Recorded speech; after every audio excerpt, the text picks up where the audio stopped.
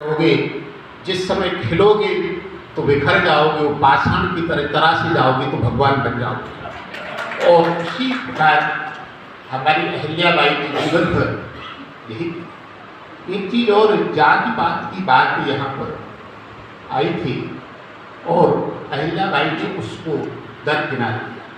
मैं इस संबंध में एक बात कहना चाहता हूँ। एक बार क्या हुआ कि एक दीनहीन व्यक्ति, उसको अपन कह सकते दलित वर्ग का, वो एक मंदिर में पहुंचा और पुजारी से कहा, पुजारी जी मुझे दर्शन करना है। तो पुजारी जी ने कहा कि तुम तो अपवित्र हो, तुम दर्शन नहीं कर सकते। तो उन्होंने कहा दर्शन कैसे कर पाएंगे, कोई तो उपाय होगा। कल हाँ उपाय है। कल क्या उपाय है? कल उपाय ये है कि मैं एक माला दे रहा हूँ, इस माला को तुम सच्चे मन से 1 वर्ष तक यदि जाप भगवान का करते रहोगे तो उसके बाद हम तुम्हें मंदिर में प्रवेश करने की आज्ञा देंगे। वो 1 वर्ष तक करता रहा। फिर आया वो पुजारी जी, मैं 1 वर्ष तक माला का जाप करता रहा, मुझे प्रवेश करने की आज्ञा दीजिए। तो पुजारी जी ने सोचा अब तो फंस गए।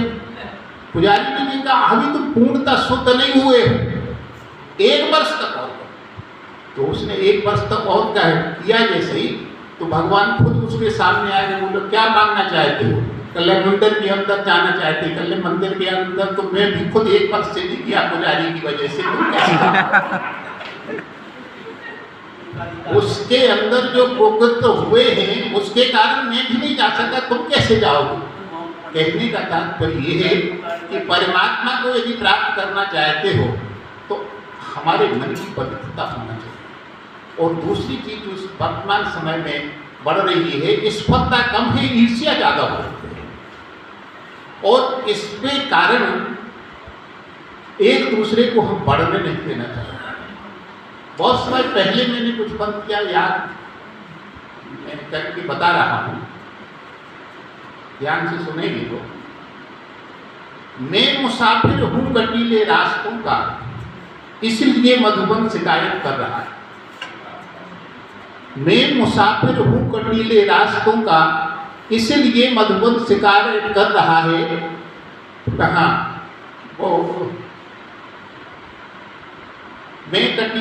मैं मुसाफिर हूँ कटीले रास्तों का, इसलिए मधुबन शिकायत कर रहा है। तृप्ति मेरी प्यास से अनबंद करती, क्योंकि मेरी प्यास पानी की नहीं है। बादलों में इतनी सरलता एक भी सानी की नहीं है, और रूप से मैं धूप के घर जा रहा